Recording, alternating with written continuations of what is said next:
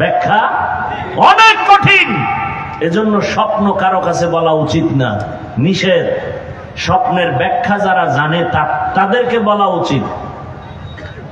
জুবায়দার মতো আল্লাহর বান্দি স্বপ্ন দেখলেন বাইতুল্লাহর সামনে দাঁড়ানো, আর সারা দেশের মানুষ এসে তার সাথে জিনা করতেছে। দেখে জুবায়দার ভয়, কি দেখেছি, এত বাইতুল্লাহর মতো জায়গা আমি দাঁড়ানো, যেই বাইতুল্লাহ দিয়ে তাকাইয়া থাকলেই সওয়াব আর সওয়াব, কিন্তু কপাল বুঝি খারাপ। কি দেখলাম যে সারা দেশের মানুষ আমার সাথে জিনা করে, কিন্তু মন্তব্য করা যায় না, ব্যাখ্যা নিতে হবে। ব্যাখ্যা কোথা থেকে নিব? জগৎ বিখ্যাত স্বপ্নের ব্যাখ্যা করনেওয়ালা আল্লামা ইবনে সিরিন রহমাতুল্লাহ আলাইহি লোক দিয়া পাঠায়, যাও স্বপ্নের ব্যাখ্যাকারী জগৎ বিখ্যাত আলেম তার কাছে যাও, যাইয়া এরপরে তুমি এই স্বপ্নটার কথা তার কাছে বলবা, তবে আমি জুবায়দার নাম বলবা না, বলবা জনৈক কেউ স্বপ্ন দেখছে এমন। তো লোক গেছে। আমার আয়াতের আলোচনার এর একটা অংশ হিসেবে ঘটনাটা টানলাম। হারুন রশিদের ঘটনা বলবো। মূল কথা প্রসঙ্গে তার স্ত্রী কেমন আল্লাহওয়ালা একজন রাষ্ট্রনায়ক, তার স্ত্রী এমন হওয়াই উচিত। তাহলে দেখবেন ভেতরেও অন্যায় হবে না, বাহিরেও অন্যায় হবে না। ব্যাখ্যা নেওয়ার জন্য আল্লামা ইবনে সিরিনের দরবারে হাজির। হযরত, একজন আল্লাহর বান্দি এরকম স্বপ্ন দেখছে, ব্যাখ্যা দেন। ইবনে সিরিন বলে, যে দেখছে তার নাম বলো। কার নাম বলা নিষেধ। ইবনে সিরিন বলে, ব্যাখ্যা দেওয়াও নিষেধ। যাও, কারণ স্বপ্ন যে দেখবে তার কোয়ালিটি বুঝতে হবে, এরপরে ব্যাখ্যা হবে। কি, যে যেমন তার ব্যাখ্যাটা তেমন হবে। একজনের স্বপ্ন দেখছে রাসূল উলঙ্গ অবস্থায় ডাস্টবিনে পড়ে আছে। নাউজুবিল্লাহ, আসে না? ইন্ডিয়া না, কিন্তু আমাদের দেশের কোন এক বুজুর্গ, ল্যাংটা বুজুর্গ, মুজাদ্দিদে জামান, আন্তর্জাতিক বেঈমান, স্বপ্ন দেখছে রাসূল নাকি উলঙ্গ, তাও আবার ডাস্টবিনে পড়া। এর ব্যাখ্যা কি? নবী কয়, এই ইসলাম মরে গেছে, তোর হাতে ঝান্ডা দিলাম, তুই নতুন করে এটারে উপরে উঠা। ভালো করে একটা পয়েন্ট মনে রাখবেন, কোন বেনামাজির হাতে আল্লাহ ইসলামের ঝান্ডা দিবেন না। ভালো করে মনে রাখবেন, লিখে রাখবেন, আল্লাহর দুশমনের হাতে আল্লাহ ইসলামের ঝান্ডা দিবেন না, কখনো দিবেন না। এইবার আবার ঘুরে ঘুরে আইছে। ম্যাডাম, নাম না বললে ব্যাখ্যা দিবে। এখন পড়লো আরো চাপে, কি করি, সারা দুনিয়ার মানুষ জেনে ফেলবে। এক পর্যায়ে ভেবে বলে, যাও আমার নামটা বলো। এবার বাহক গিয়া নাম বলেছেন। বাদশা হারুন রশিদের স্ত্রী জুবায়দা স্বপ্ন দেখেছে। স্বপ্নের ব্যাখ্যাকারী ইবনে সিরিন মুস্কি হাসলেন আর বললেন, জুবায়দার মতো কপালওয়ালা মানুষের বড় অভাব। জুবায়দা স্বপ্ন দেখলো বাইতুল্লাহর পাশে দাঁড়ানো, সারা দুনিয়ার মানুষ এসে জিনা করে। আর ব্যাখ্যা কি? জুবায়দার কপাল বড় ভালো। জুবায়দা এই মক্কা নগরীতে এমন একটা কাজ করবে, সারা দুনিয়ার মানুষ এই জুবায়দার কাজের অংশ নিয়ে উপকৃত হবে। আর জুবায়দাকে কিয়ামত পর্যন্ত মানুষ স্মরণ করবে। আজও মক্কায় যাইয়া দেখবেন, জুবায়দা সরকারি টাকা না, স্বামীর টাকা না, নিজের টাকা দিয়া বাইতুল্লাহর পাশে পানির বড় অভাব, নহর কাটলো, নহর ড্রেন বানাইলো, পানির ড্রেন, দূরে দূরে দূরে দূরে এখনো সেই ড্রেনের নাম হলো নহরে জুবায়দা নামে। আরবে গেলে, মক্কায় গেলে এখনো সেই ড্রেনের চিহ্ন এখনো আছে। ওই ড্রেনের পানি সারা দুনিয়ার মানুষ পান করলো, স্বপ্ন দেখলো কি, ব্যাখ্যা হলো কি? জুবায়দা কপালওয়ালা নারী। এরে আম্মা জানেরা, আপনারাও তো তাদের মতোই মা, আপনার কপালটা তো তাদের মতোই। জুবায়দা খাতুনের মতোই আপনার কপাল। আপনি তো খাদিজা রাদিয়াল্লাহু আনহার মতোই নারী, ফাতেমা রাদিয়াল্লাহু আনহার মতো নারী, আয়েশা রাদিয়াল্লাহু আনহার মতো নারী। এরে আম্মা জান, তাদের জিন্দেগি আর আপনার জিন্দেগির চলাফেরা কেন উল্টা পাল্টা? আপনার মতো মা, আপনারা তো আলেমের মা হবেন, ধন্য সন্তানের ধন্য মা হবেন। সেক্ষেত্রে আপনাদের তো অনেক চিন্তা ভাবনা করে কদম দিতে হবে।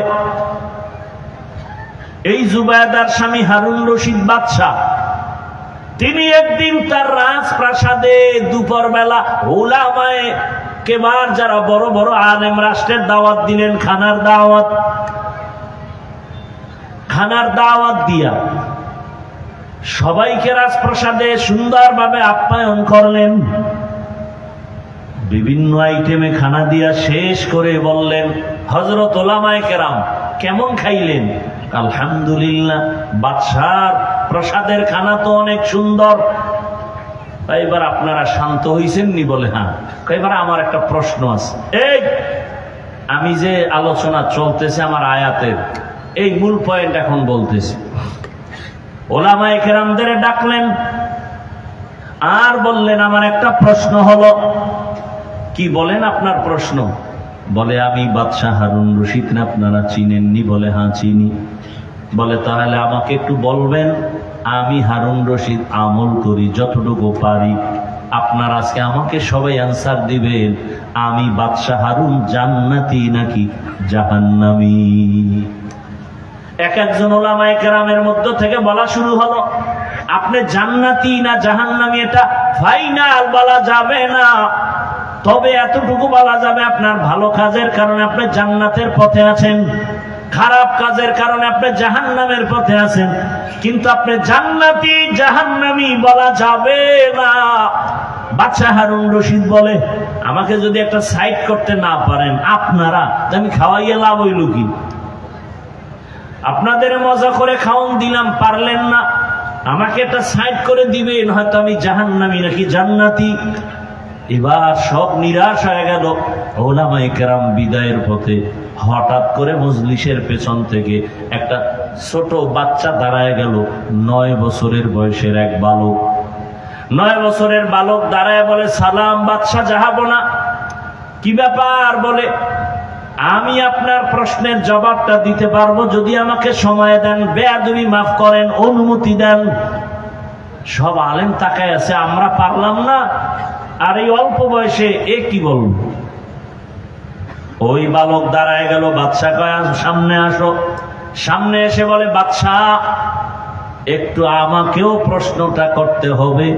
আপনি আবার করেন। কি করছিলেন? বলে, আমি জান্নাতি নাকি জাহান্নামী তা বলো। বলে, জবাবটা দিব আমি, তবে আমার প্রশ্ন, যে প্রশ্ন করে সে কি তুলনামূলক সম্মানের উপরে আছে, না যে উত্তর দেয় তার সম্মান বেশি? বাদশাহ কয়, উত্তর দেনেওয়ালার তো একটু সম্মান বেশি হয় তুলনামূলক। বাচ্চাটা ডেকে বলে, ও বাদশাহ জাহাপনা, বেয়াদবি মাফ করবেন, আমি যেহেতু উত্তর দিব, আপনার সিংহাসনে আমাকে বসায় দেন, আপনি কিছু সময়ের জন্য নিচে বসতে হবে। বাদশাহ তো আর জালেম না, আল্লাহওয়ালা। 9 বছরের বালকের কথা শুনে কয়, আসো আমার সিংহাসনে বসো। বাদশাহ নিচে বসে গেল। 9 বছরের বালক সিংহাসনে গিয়া জবাব দেওয়ার আগে সুন্দর একটা ভাষণ দিল আর বলল, এই যে বাদশাহ নিচে বসলো আর আমি 9 বছরের বালক উপরে বসলাম, এটা আমার বাবার বাহাদুরি না, আল্লাহর কোরআনের ইলম থাকলেই এটা সম্ভব। इल्मे राइज़ करदन बेहिसाब खल्क़े रादादन जवाबे बासवाब हक नदारत दोस्ते खल्क़ा ज़ारेरा निस्ते ई हसनत एके दीनदारेरा। আপনাদের কষ্ট হইতেছে না?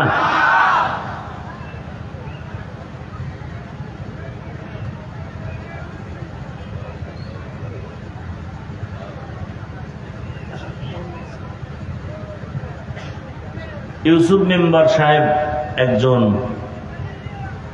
ইলেকশন এটা হ্যাঁ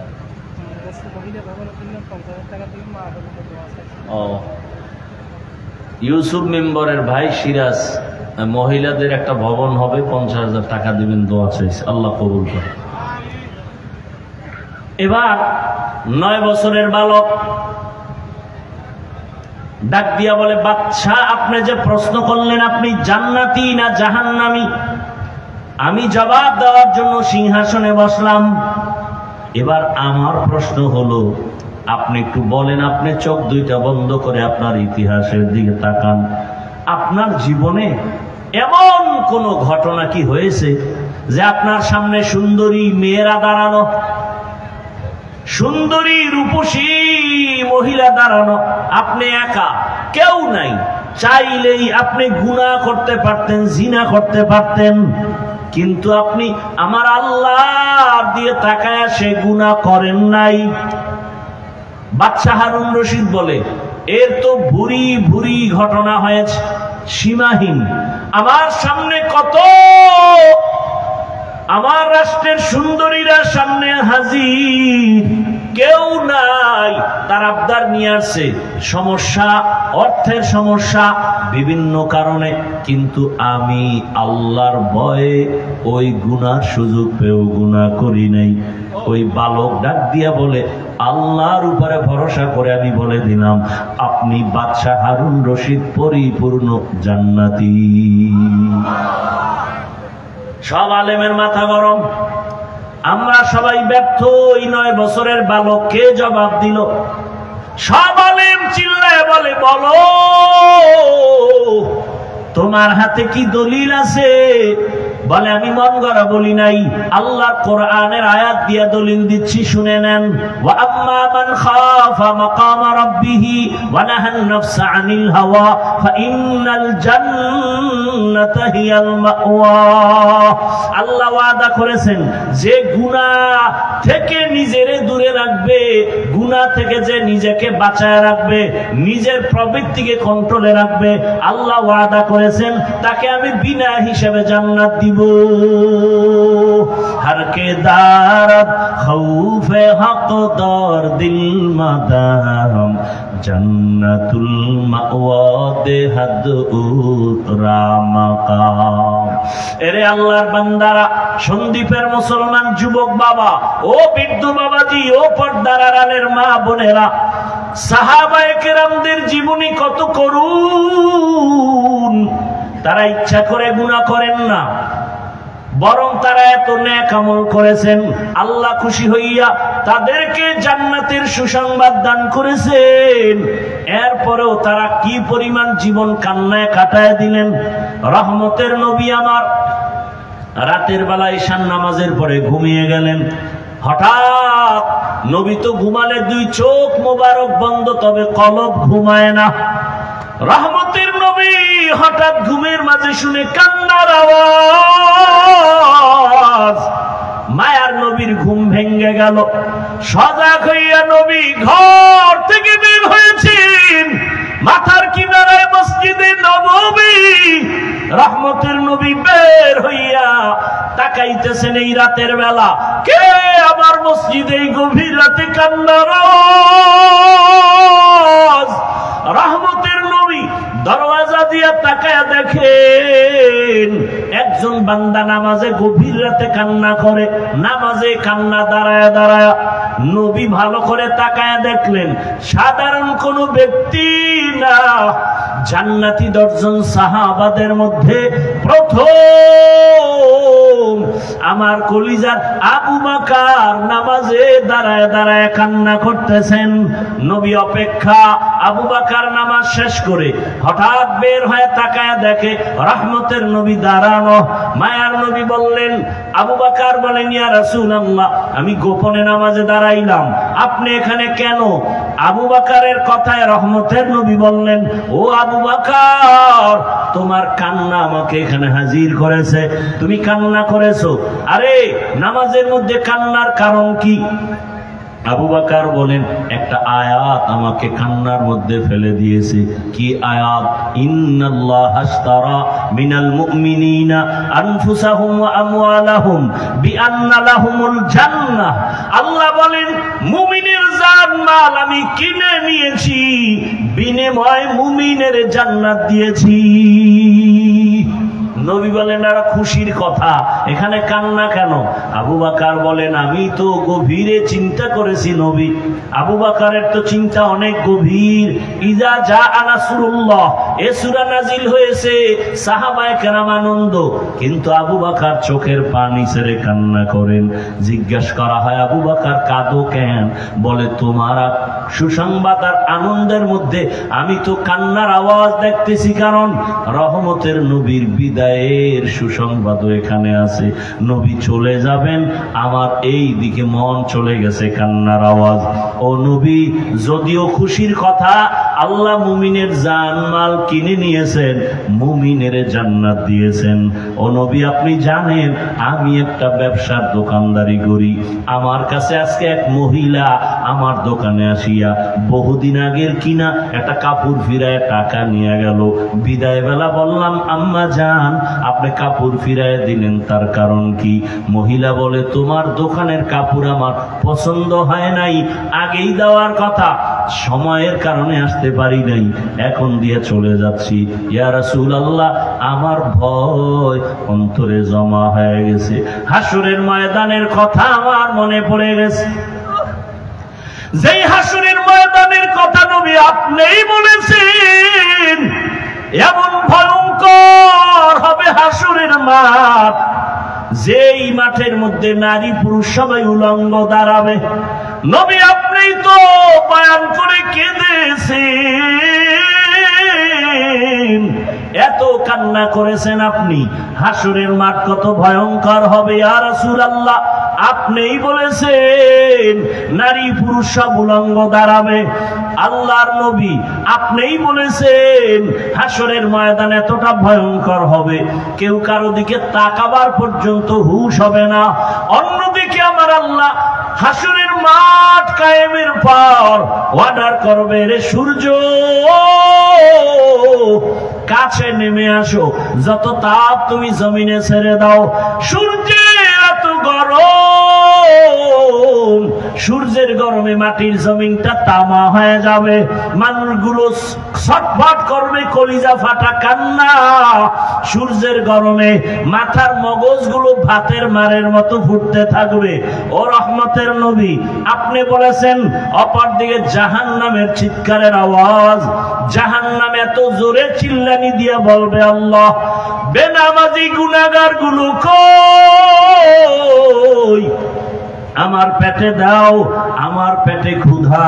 আল্লাহ তাআলা বলবে, ও ফেরেশতা, জাহান্নামের গলায় ৭০,০০০ শিকল লাগায় বেঁধে ধরে রাখো, সামনে যদি আসে বিচার করা যাবে না। অন্যদিকে নবী আপনি বলেছেন আল্লাহ হাসরের ময়দানে ভয়ঙ্কর রূপ ধারণ করবেন। আল্লাহ তাআলা হাসরের আদালত কায়েম করে এমন একটা রাগান্বিত আওয়াজ দিবেন, কুদরতি আওয়াজ, লিমানিল মুলকুল ইয়াউম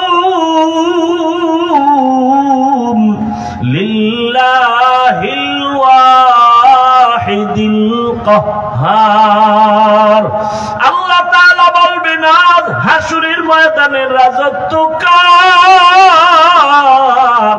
আল্লাহ তাআলার কুদরতি আওয়াজ, রাগান্বিত আওয়াজ, হাসরের ময়দানটা থরথর করে কেঁপে উঠবে।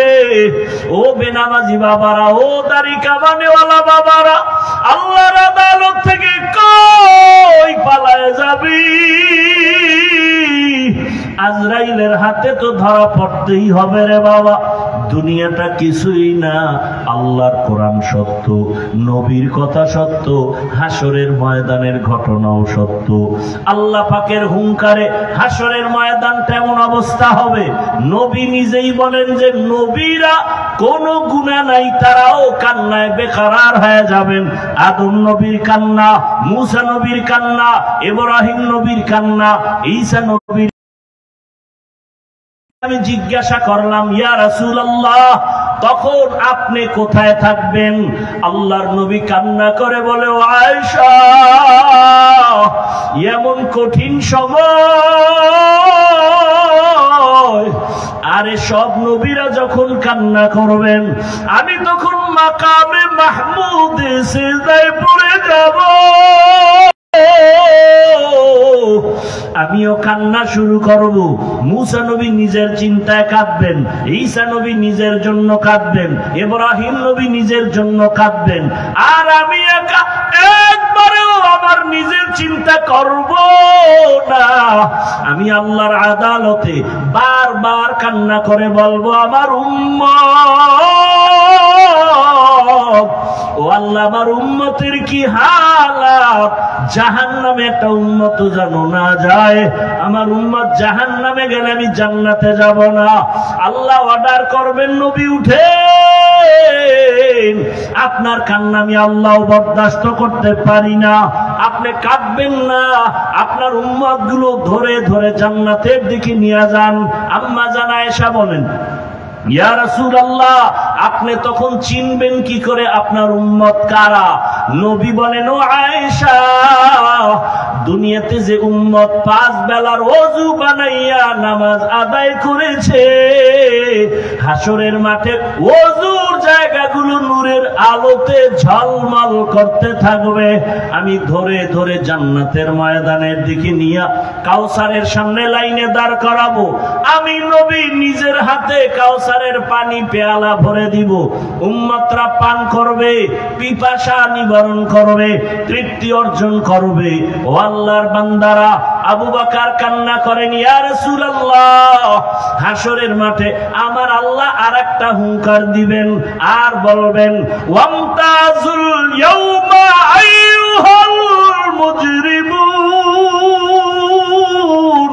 ও গুনাহগার নাফরমান, আজকে তোমরা আমার নেককারদের থেকে আলাদা হয়ে যাও। আমি নেককারদের ডান হাতে আমলনামা দিয়া জান্নাতে পাঠাবো, আর গুনাহগারদেরকে জাহান্নামে বাম হাতে আমলনামা দিব। আল্লাহ যখন বলবে গুনাহগারেরা ভয়, নেককারদের থেকে আলাদা হতে চাইবে না, আল্লাহ কুদরতি একটা বাছুনি দিয়া বাম পার্শ্বে জাহান্নামের দরওয়াজার রাস্তায় সব পড়ে যাবে। আল্লাহ বলবে, জাহান্নামের ফেরেশতা দেওয়া হবে না। আল্লাহ রাগান্বিত হয়ে বলবেন, আমার দেয়া নিয়ামত পাইয়া আমার হুকুম মতো চলে নাই, আমার দেয়া পানি, আমার দেয়া বাতাস, আমার দেয়া সূর্যের আলো, চাঁদের আলো, জমিনের ফসল, গাছের ফল খাইয়া বান্দা আমার হুকুম মতো চলে নাই, আমি বুকের আল্লাহর ফেরেশতারা বলবে, আল্লাহ ওই নাফরমানের চোখ দুইটা সামনে, আমলনামা পেছনে কেমনে পড়ে দেখবে? আল্লাহ আবার রাগান্বিত হয় নাই, তোমার আমল তুমি নিয়ে যাও, আমার জান্নাত আমাকে দিয়ে দাও। তো আমি যেভাবে নামাজ চেয়েছি তুমি ওইভাবে নামাজ পড়তে পারো নাই, আমি যেভাবে তেলাওয়াত চেয়েছিলাম হক আদায় করে তেলাওয়াত করতে পারো নাই, আমি যেইভাবে জিকির চেয়েছি তুমি হক আদায় করে জিকির করতে পারো নাই। ও আমার সন্দীপের বাবারা, ও আমার কলিজার যুবক, পর্দার আড়ালের মা বোনেরা, সাহাবায়ে কেরামের আমল ইলম কত সুন্দর, তাদের নামাজ কত সুন্দর, তেলাওয়াত কত সুন্দর, জিকির কত সুন্দর, তাদের তাকওয়া কত সুন্দর, এরপরেও যদি তাদের কান্নার জীবন, আপনার আমার তো নামাজ নাই, তেলাওয়াত নাই, রোজা নাই, জিকির নাই, আপনার আমার কি পরিমাণ কান্না করা উচিত? কপাল বুঝি খারাপ, পাথরের থেকেও দিলটা শক্ত হয়ে গেছে, চোখে পানি নাই। ও আল্লাহর বান্দা, গুনার কথা স্মরণ করে তওবা করো। আল্লাহকে মনে মনে বলো, ও আল্লাহ, জীবনে গুনাহ কম করি নাই, আর গুনাহ নিয়ে কবরের বিছানায় যেতে চাই না। এই সাগরের মাঝে কত মানুষের প্রাণ চলে গেল, কয়দিন আর বাঁচবারে যুবক, মনের আশা মিটায় তো গুনাহ কম করলা না, এখনো কি তওবা করবা না? আল্লাহর কাছে তওবা করো। তোমার মতো কত যুবক এখনো জেনারেল লাইনে থাকিয়াও নামাজ ছাড়ে না, বলো তুমি কেন পারবা না রে বাবা?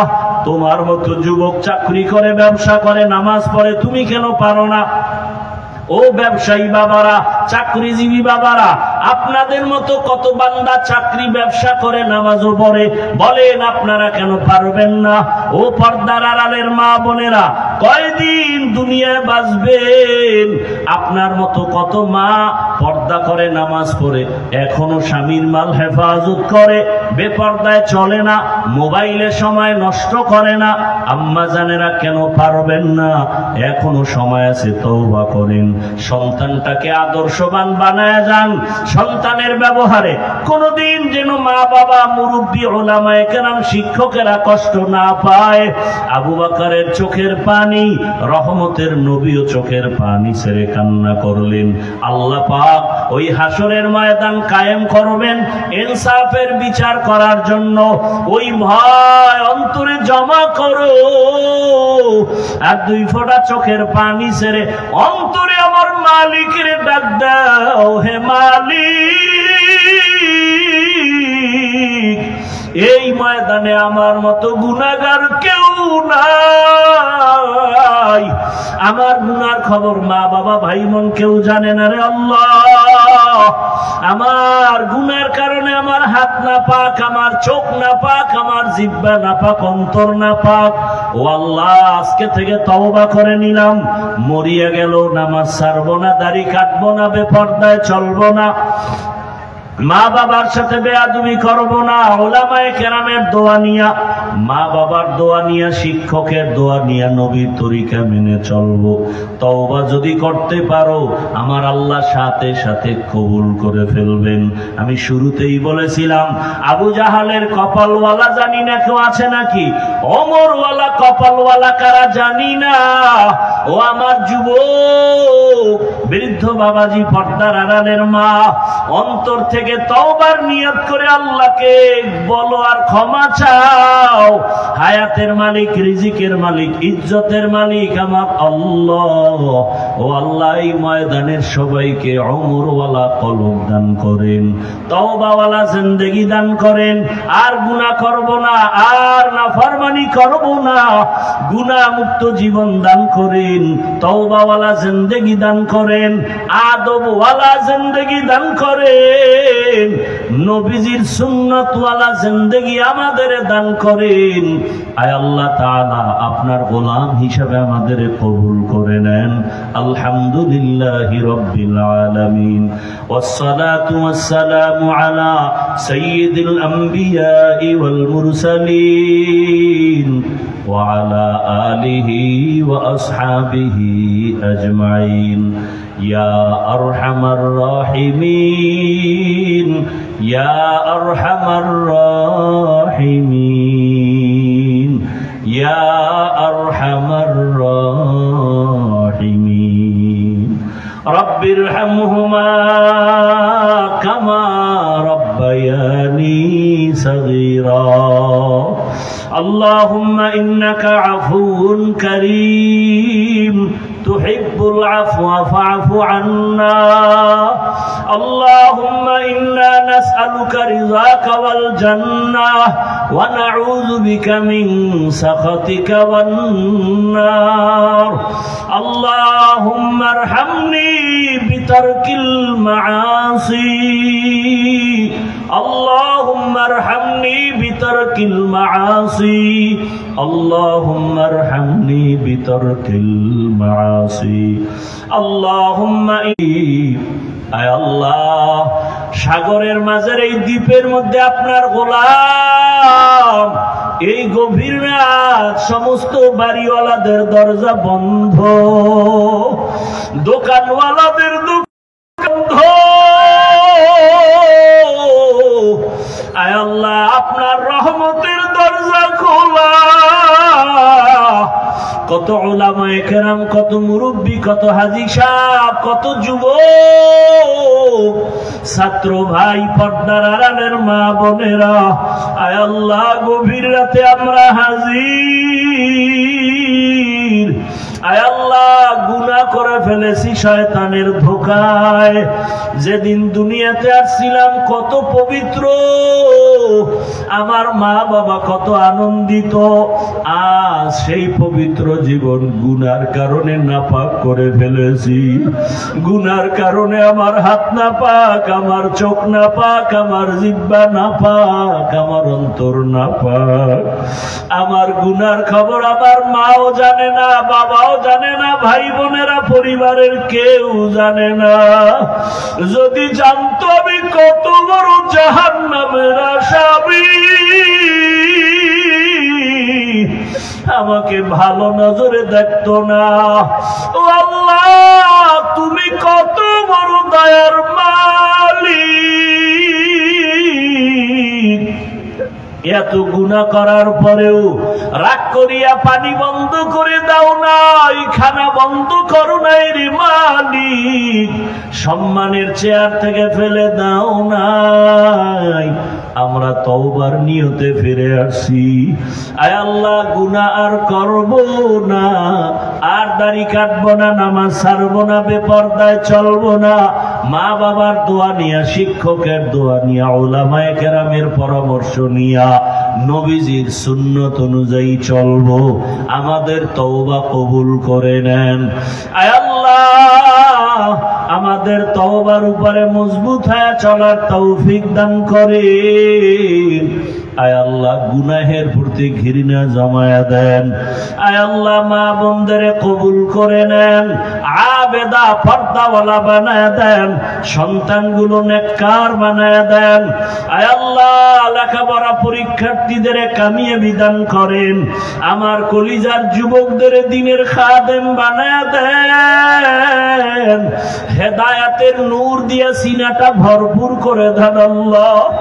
আয় আল্লাহ এই ময়দান থেকে খালি ফিরাইয়া দিয়েন না রে মালিক। গুনাহের কারণে দিলটা পাথর, চোখে পানিও নাই, কান্নাওয়ালা চক্ষু দান করেন আল্লাহ। ও আমার যুবকেরা, আমার মালিকের ডাকো, চোখের পানি ছেড়ে বলো, কান্না যদি না আসে কান্নার বাহানা করো, দেখো ডানে বামে কার চোখে পানি। ওরে তার থেকে দোয়া নাও, কান্নাওয়ালার দোয়া খালি ফেরত যাবে না রে বাবা। আয় আল্লাহ আমার যুবকদের দ্বীনের খাদেম বানায় দেন, মোবাইলের গুনাহ থেকে হেফাজত করেন আল্লাহ। আয় আল্লাহ সারা দুনিয়াবাসীকে মাফ করে দেন, মুসলমানের ঈমান আমলের হেফাজত করেন। আয় আল্লাহ প্রবাসের জীবনে আমার ভাই বোন যারা আছে সবাইকে হেফাজত করেন। আয় আল্লাহ প্রবাসের জীবনে কামাই রুজিতে বরকত বাড়ায় দেন। আয় আল্লাহ বাংলাদেশকে ইসলামের জন্য কবুল করে নেন। আয় আল্লাহ উলামায়ে কেরামদের এক বানায় দেন। আয় আল্লাহ বাতিলের মোকাবেলায় বিজয় দান করেন। আয় আল্লাহ ইসলামের পক্ষে কাজ করার মতো তৌফিক আমাদের দান করেন। শয়তানের ধোঁকা থেকে হেফাজত করেন। আপনার খাস ওলিদের বন্ধু বানায় দেন আল্লাহ। আয় আল্লাহ নেফাকি অন্তর থেকে দূর করে দেন। রিয়া হাসাদ কিবির দূর করে ইখলাস ও তাকওয়া দান করেন। আয় আল্লাহ আপনার আদালতে দাঁড়াবার ভয় আমাদের দান করেন। গুনাহ থেকে বেঁচে থাকার তৌফিক দান করেন। আল্লাহ ইলম হিলম হিকমত আমলে বরকত বাড়ায় দেন। উলামা তুলাবা উম্মতের অন্তরে ইজ্জত মুহাব্বত রওব বাড়ায় দেন। জাহেরি বাতিনি দুশমনের মোকাবেলায় বিজয় দান করেন। আয় আল্লাহ মুখালিফের মুওয়াফিক বানায় দেন। মুহিব্বিন মুতাআল্লিকিনদের কবুল করে নেন। আয় আল্লাহ মাদ্রাসা কবুল করে নেন। আসাতিজায়ে কেরাম তালিবুল ইলমদের কবুল করে নেন। দান সদকা করনেওয়ালাদের কবুল করে নেন। আয় আল্লাহ আমরা যারা হাত তুলেছি জানি নাই ময়দানে কারা ইয়াতীম, জীবনে আর বাবা দেখবে না, বাবা বলে ডাক দিতেও পারবে না। কে জানো মা হারা বড় অসহায়। ও আল্লাহ জানি না কারা এখানে ইয়াতীম। ওরে যার মা বাবা বেঁচে আছে মোনাজাতের পরে বাসায় গিয়া যখন ডাক দিবে মা দরজা খুলে বলবে বাবা আসো, তাড়াতাড়ি আসো। মা দোয়া করবে খানা খাও। ওরে যার মা নাই তার কলিজাটা ব্যথা, জীবনে আর মা বলে ডাক দিতে পারবে না, আর জীবনে বাবার চেহারাও দেখবে না। মাদ্রাসায় কত এতিম সন্তানেরা লেখাপড়া করে, মাদ্রাসা বন্ধ হয়ে গেল, ছাত্র সবাই বাড়ি যায়, তাকায় দেখি দুইটা বাচ্চা সিঁড়ির গোড়ায় বসে বসে কান্না করে। জিজ্ঞাসা করলাম বাবা তোমরা কেন বাড়ি যাও না? ওরা কান্না করে বলে কোথায় যাব আমরা ইয়াতীম, বাবা বলিয়া ডাক দেওয়ার কেউ নাই, আমরা বাবার আদর থেকে বঞ্চিত হয়ে গেলাম। ও আল্লাহ ইয়েতিমদের দিকে তাকাইয়াও কি মায়া হবে না? ও সন্তানেরা মা বাবার চেহারাটাও কি মনে পড়ে না? ওই মা বাবার জন্য কি মায়া হবে না? ওই মা বাবার চোখের পানি আর দোয়া ছাড়াই চেয়ারে বসতে পারি না।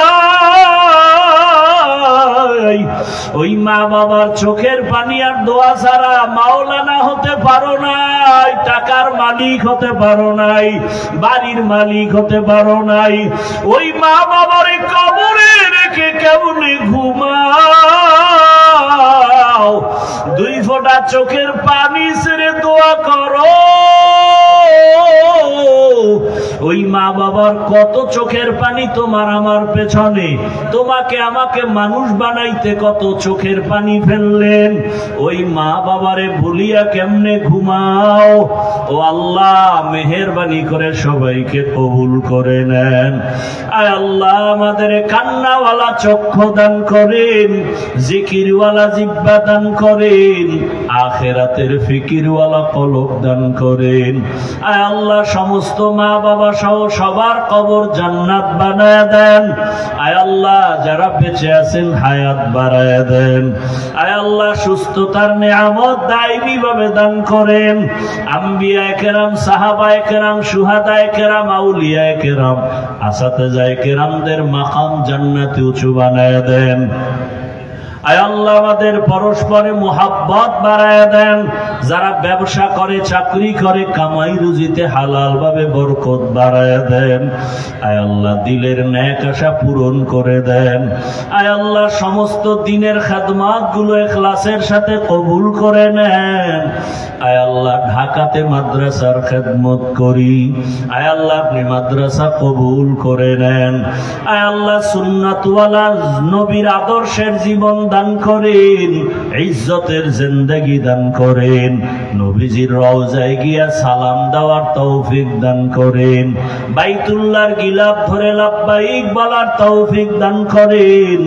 আয় আল্লাহ মাদ্রাসার জায়গার ঋণের বোঝা মাথায় নিয়েছি, আয় আল্লাহ কুদরতের দ্বারা ঋণ আদায়ের রাস্তা খুলিয়া দেন। আয় আল্লাহ চারদিকে অন্ধকার, কুদরতের দ্বারা দরজা খুলে দেন। ইয়া খায়রুর রাযিকিন, ইয়া আল্লাহ যাদের অর্থ আপনার কাছে পছন্দ তাদেরকে কোরআনের মাদ্রাসার বাগানে পৌঁছাইয়া দেন আল্লাহ। আয় আল্লাহ আওয়াজে কথায় রুহানিয়াতে স্পষ্টতা রূপ বাড়ায় দেন। আয় আল্লাহ মুখালিফের মুওয়াফিক বানায় দেন। সারা দুনিয়ায় খেদমতের জন্য ইজ্জতের সাথে কবুল করে নেন। আয় আল্লাহ কোরআন হাদিসের ইলমের নূর সিনায় দান করেন। আয় আল্লাহ সমস্ত আমলগুলো দাইমে ভাবে ইখলাসের সাথে আদায়ের তৌফিক দান করেন। আয় আল্লাহ নামাজ কাজা হওয়া থেকে হেফাজত করেন। নবীজির মুহাব্বতে আমাদের দিলের নেক আশা পূরণ করে দেন। নবীজির মুহাব্বতে দোয়া কবুল করে নেন।